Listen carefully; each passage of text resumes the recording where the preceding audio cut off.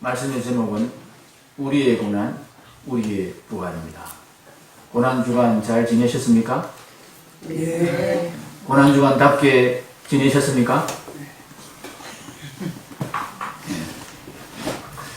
저는 항상 이 고난주간이 지나고 부활주일이 될 때 조금 당황스러웠고 잘 이제 적응이 안 되는 그런 경험들을 했습니다. 어제까지 고난주간이었습니다. 어제까지 고난의 날이었습니다.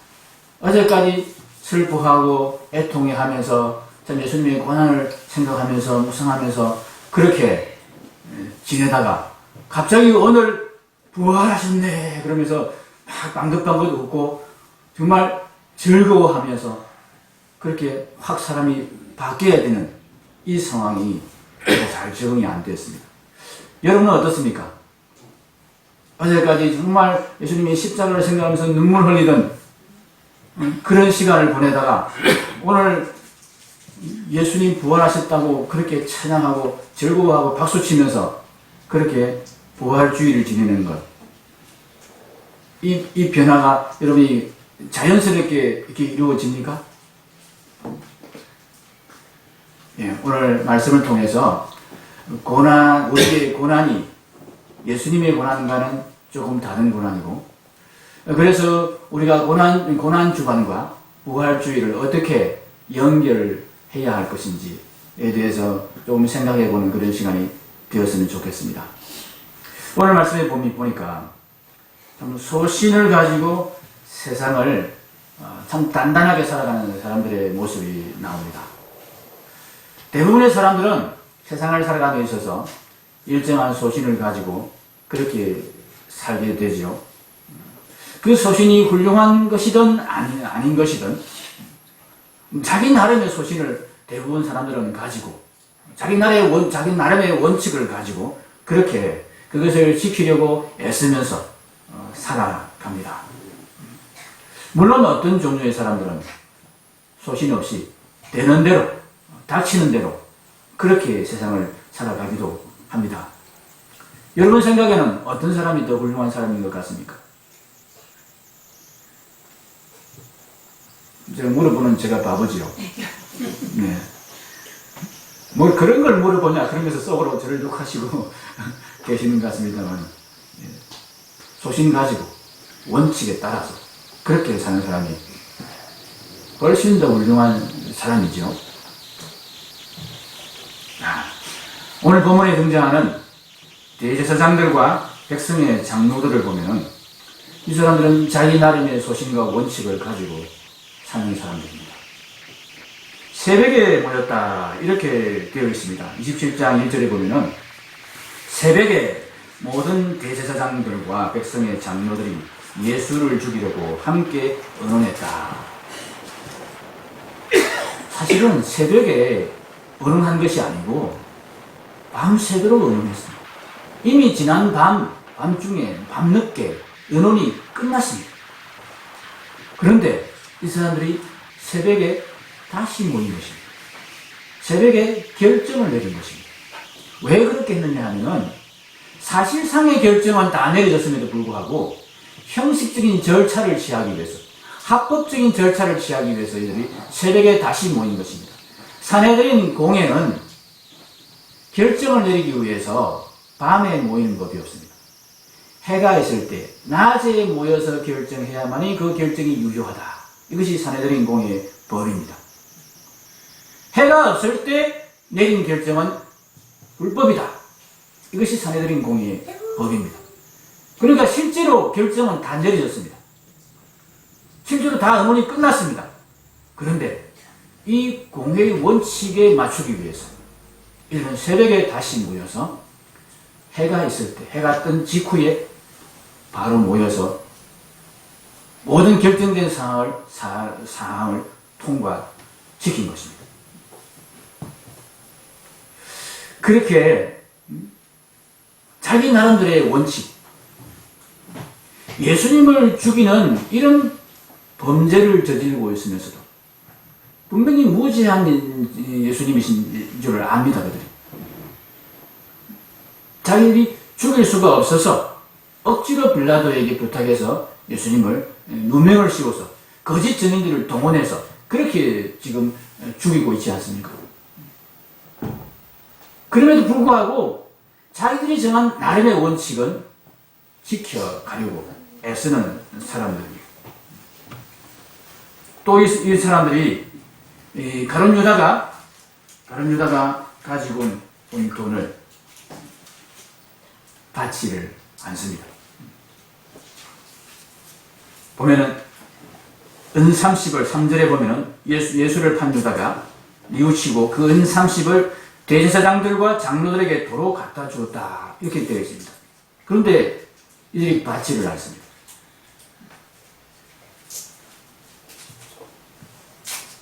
무지한 자를 판 돈인 줄을 이들이 아는 거죠. 그리고 받지 않으려 하니까 억지로 가룟 유다가 던져 넣었습니다. 성전에 던져 넣는 그 돈을 성전에 둘 수 없다 이들이 결정을 합니다. 죄 없는 사람을 죽이는 것은 괜찮고 그 죄 없는 사람을 죽이기 위해 사용한 돈을 성전에 두는 것은 안 되는 이런 원칙을 가지고 있는 사람들이 이 대제사장들과 장로들이었습니다. 그리고 그 돈으로 이들은 나름대로 이 돈은 핏값이니까 개인이 착복해서도 안 된다. 아무도 그 돈을 가져가려고 하지 않습니다. 그래서 그 돈을 가지고 나름대로 또 착한 짓을 합니다. 나그네의 묘지를 만들었습니다. 기부를 했다는 이야기입니다. 일종의 재단을 만들어서 재단에 기부를 했다. 그런 이야기가 됩니다. 무지한 피를 흘리는 것은 괜찮고 무지한 피를 흘리게 한 돈은 성전에 두면 안 된다. 이것이 이들의 원칙이었습니다.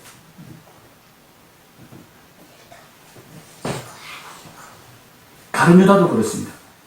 오늘 우리가 주목해 봐야 될 사람은 바로 가룟 유다인데요. 이 가룟 유다가 우리가 생각하는 것보다 그렇게 나쁜 사람은 아닌 것 같습니다. 그렇게 비겁하고 그렇게 참 욕심이 많고 성경에는 그가 도둑이다 이런 표현이 되어 있어서 이 탐욕스러운 그런 사람처럼 우리가 오해할 수 있는데 나름대로 그가 회계를 맡으면서 그 돈에다가 그 헌금에다가 손을 댄 이유가 타당한 이유가 있는 것 같습니다. 자기 나름의 이유가 있다는 거예요. 내가 이 돈을 챙기는 것은 내 자신을 위해서 내 사회사역을 위해서 챙긴 것이 아니다. 이런 어떤 원칙 같은 게 소신 같은 게 가룟 유다에게 있었던 것 같습니다.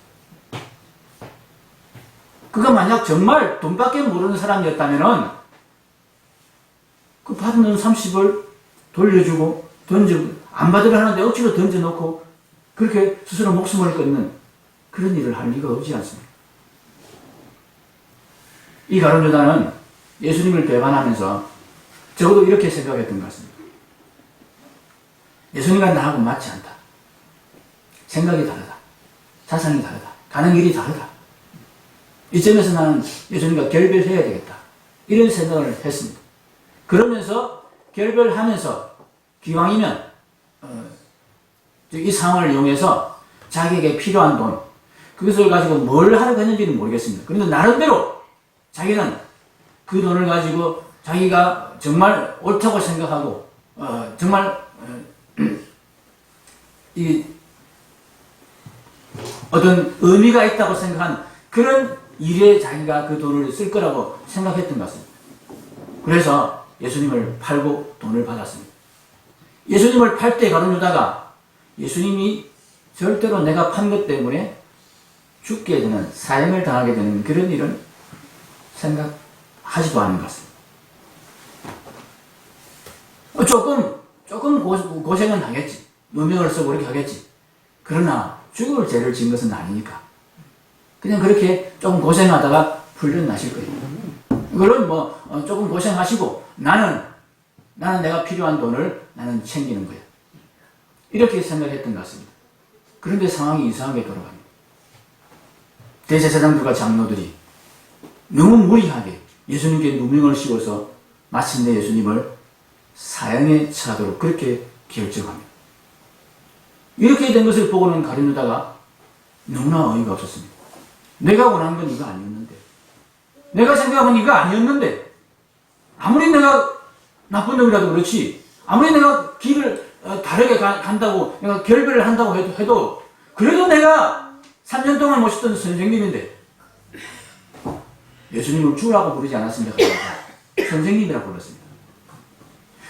그렇지만 내가 주라고 모시지는 않았지만, 선생님이라고 불렀던 그 사람을 내가 배반해서 죽게 만드는 이런 일이 일어나는 것은 그가 원치 않았던 것입니다. 이건 아니야, 이건 아니야. 그러면서 그는 자기가 받은 그 돈을 다 토해놓고 다 던져버리고 스스로 목숨을 끊습니다. 당시 그리스 로마 문화권에서 스승을 배반한 자가 자기 잘못을 깨끗하게 해결하는 방법이 자살이었습니다. 그는 마지막 자신의 명예를 지키기 위해서 자살을 선택한 것입니다. 자기의 명예를 지킨 것입니다. 대제사장들과 장로들의 행동, 이 가룟 유다의 행동, 이 모든 것이 나름의 자기의 소신과 원칙을 가진 사람들의 그런 행동이었습니다. 이들은 자기의 소신에 따라서 선택하고 자기의 원칙에 따라서 그 결과에 대해서 책임을 지고 그렇게 하는 사람들이었습니다. 반면에 제자들은 어떻습니까? 예수님을 따른다고 했다가 예수님이 잡혀가니까 그냥 무서워서 도망가고 이리저리 뿔뿔이 흩어졌습니다. 예수님을 따라서 멀찍이 왔다가도 또 부인하고 후회를 합니다. 땅을 치고 통곡을 합니다. 좀 남자답게 자기 소신을 가지고 최소한 나는 이것만큼은 지켜가겠다. 이런 모습이 제자들에게는 없습니다. 자, 여러분, 이 세 부류의 사람들 중에 누가 더 훌륭한 사람들입니까? 지금은 조금 애매하시죠?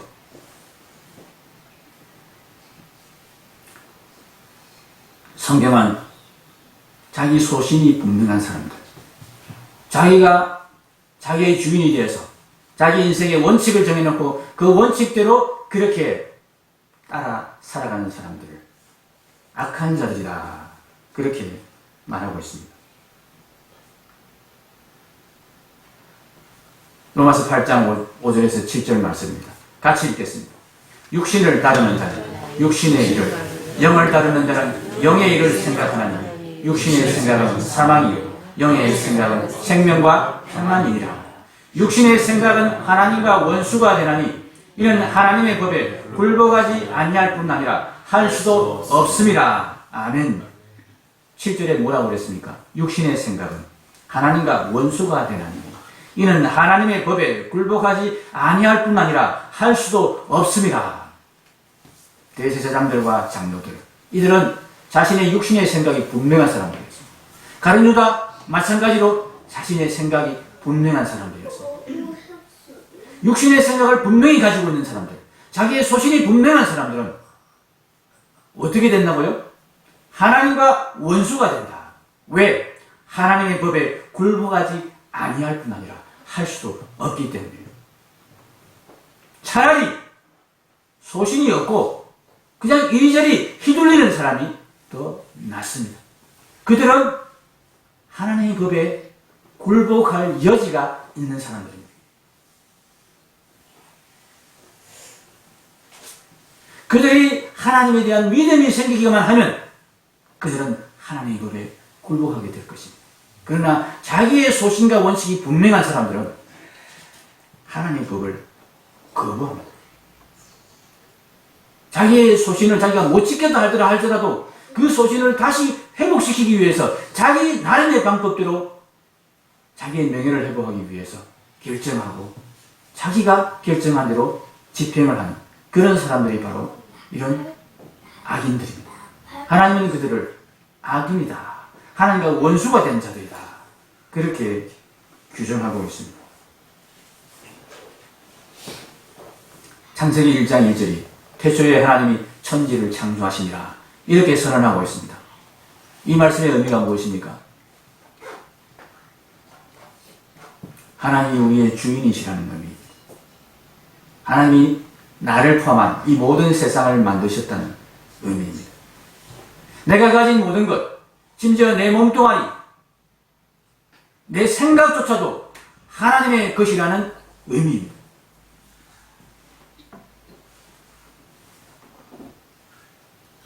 하나님 앞에서 하나님을 주인으로 인정하는 자들에게는 소신이라는 게 없습니다. 소신이라는 것이 있어서는 안 됩니다. 오직 있어야 하는 것은 주인의 소신입니다. 주인의 원칙입니다. 주인의 명예만 우리에게 의미가 있는 것입니다. 우리가 창세기 1장 1절만 제대로 믿어도 하나님을 우리가 어떻게 대해야 하고 우리가 세상을 어떻게 살아야 되는지를 우리가 분명히 알 수 있습니다. 사람들은 소신이 있고 원칙이 있는 사람들을 훌륭하다 이야기합니다. 소신 없이 원칙 없이 이리저리 휘둘리는 사람을 무능하다, 바보 같다 그렇게 이야기합니다. 그러나 우리는 거꾸로 분명히 알아야 됩니다. 하나님의 소신을 따르는 것, 그것은 참으로 장려할 일입니다.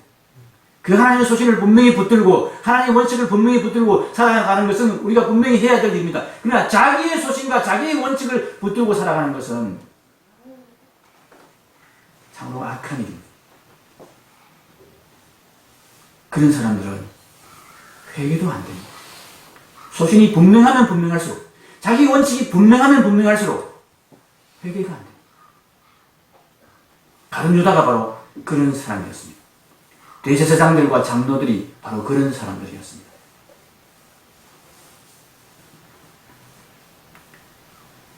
우리가 고난주간을 보낼 때 우리의 고난이 어떤 고난이어야 되는가를 오늘 말씀 통해서 우리가 다시 한번 되새기면 좋겠습니다. 고난주간에 우리가 받아야 되는 고난은 예수님이 당한 고난이 아닙니다. 예수님은 십자가에서 형벌을 받으셨습니다. 고통을 당하셨습니다. 그러나 우리가 예수님처럼 십자가에 달려서 대속의 형벌을 받고 대속의 고통을 받아야 되는 그것이 고난주간의 의미가 아닙니다. 예수님의 십자가를 고스란히 우리가 따라서 십자가를 지고 가는 것이 아니라 예수님은 우리에게 우리의 십자가, 너희의 십자가가 있다고 말씀하셨습니다. 거기 예수님의 십자가가 비슷한 것은 부분은 분명히 있습니다. 그러나 똑같지는 않습니다. 우리의 십자가는 무엇입니까?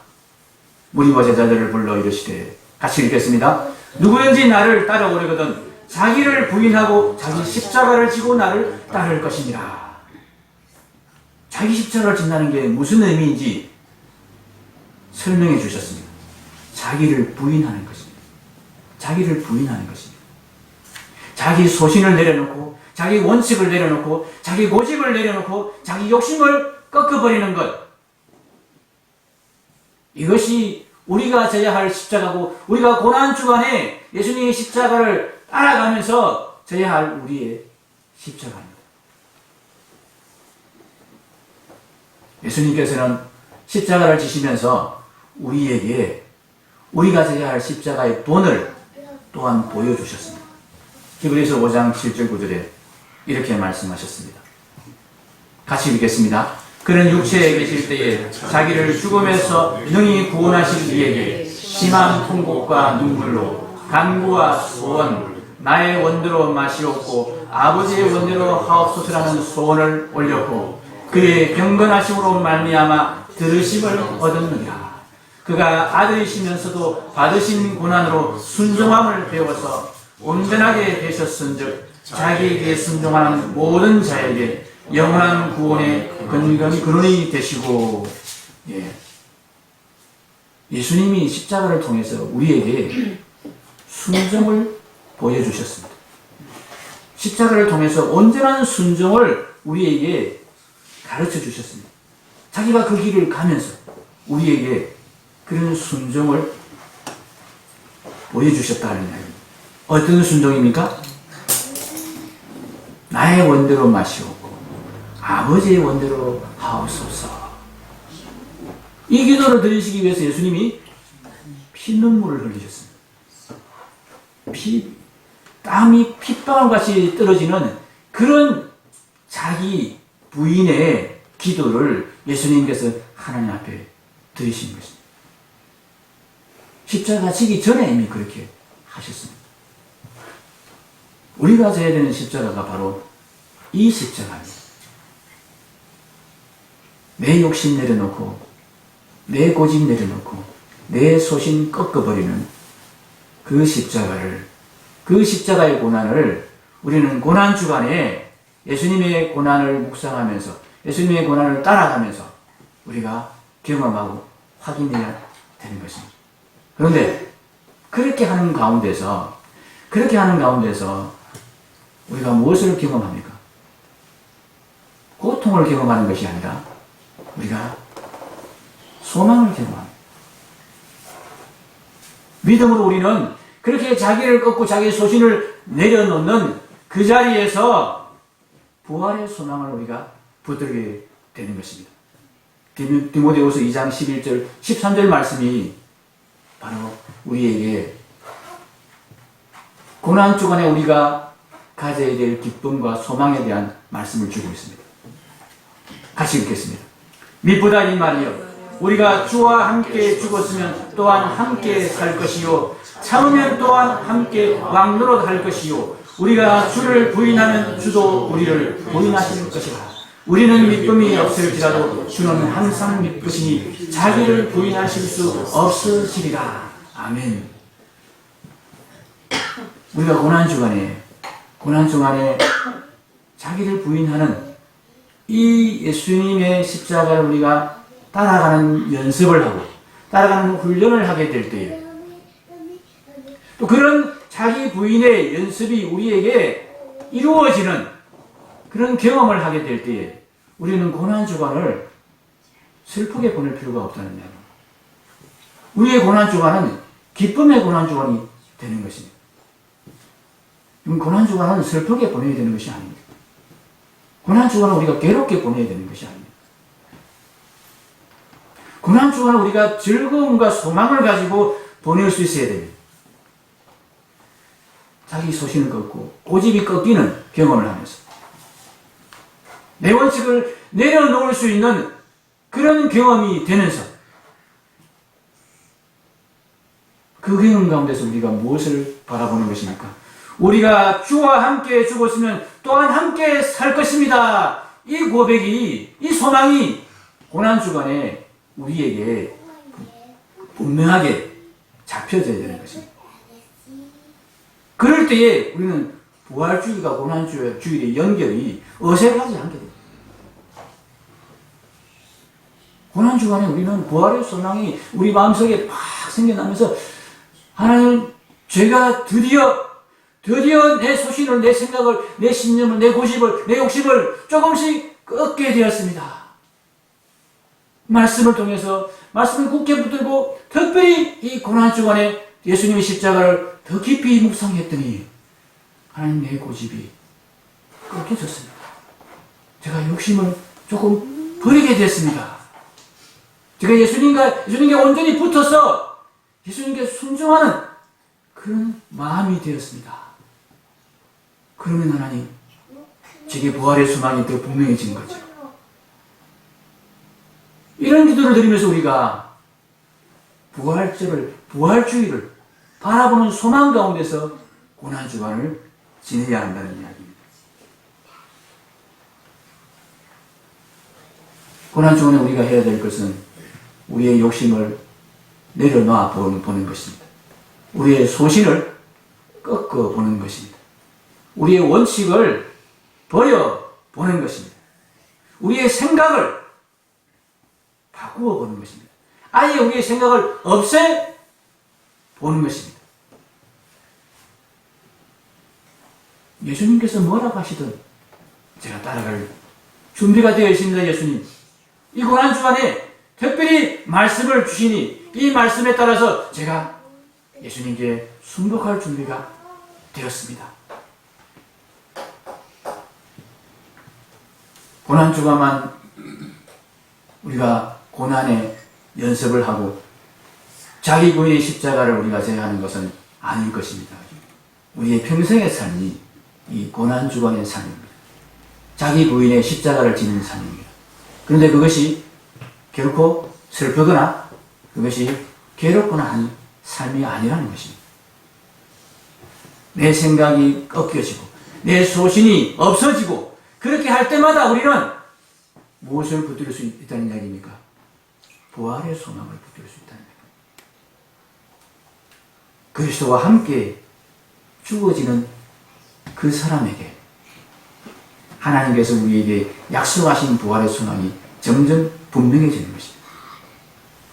우리가 정말 우리의 힘으로, 우리의 생각으로, 우리 생각을 버리고, 우리 소신을 꺾고, 우리 원칙을 버리는 것이 사실 힘듭니다. 불가능합니다. 그래서 우리가 무엇을 해야 됩니까? 예수님께 붙어야 됩니다. 예수님께 따라다녀야 됩니다.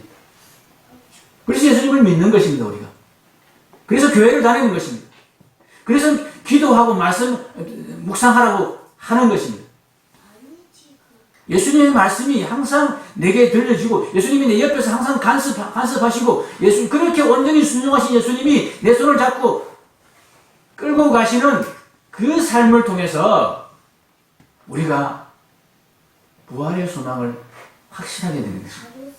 우리의 부활의 소망이 확실해지는 것입니다. 아, 내가 예수님께 이제 붙었구나. 예수님이 나를 끌고 가고 계시는구나. 그래서 내가 소신이 꺾여지고, 내 고집이 꺾여지고, 내 욕심이 꺾여지는구나. 그렇다면은 하나님께서 나를 부활시키시고. 왜냐하면 내가 예수님께 붙었기 때문에. 예수님께 붙은 자는 반드시 예수님이 다시 살아나신 것처럼 예수님을 하나님께서 다시 살리실 때 다시 살리신다. 그 일은 일어나지 않을 수가 없다.